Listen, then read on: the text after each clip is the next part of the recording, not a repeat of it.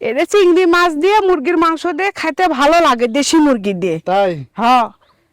Hello বন্ধুরা, আজকে আমি আসছি আমার বোন আর দুলে ভাই এই জমিতে সবজি করছে, সেগুলো তোলার জন্য।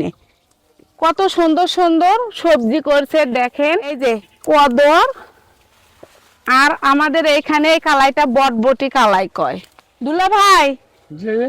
তুমি তো ভালো 100 তরকারি করছো গো, টাকাও বাঁচে, ফির বিক্রিও করো, নিজেও খাবার পাও। সেই জন্যই তো করা হয়েছে।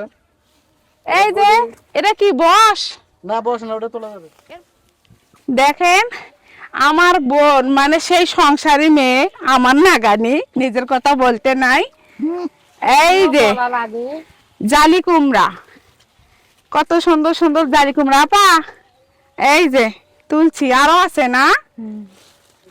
যাওয়ার সময় আমাক করলে দিবা, বস্তা ভরে নিয়ে যাবো। আর দেখি তো, ও আরেকটা হ্যাঁ, ধর। ধরো। আরো আছে, না হলে 8-10টা জালি কুমড়া হবে। আমাক যাওয়ার সময় দুটো দিবে, নিয়ে যাবো। আমি যাওয়ার সময় আমার বোনটা দুলা ভাই জি। আগে জানলে এটি বাড়ির কাছে আর বাড়ি খাওয়া লাগলো হয়নি, বুঝছো? তাহলে কাঁচা বাজার আর কিনা লাগলো না হয়নি। তোমার জমি থেকে এগলে সবজিগুলো নিয়ে যা, রান্না করলে মিনি। ওখানে নিয়ে গেল না, আর আমার তো কখন করে হয়নি। তোমার বোন ওই জন্য আসে প্রতিদিন এখানে নেওয়ার জন্য। বাড়ি করা যাবে। এই দেখো আরেকটা।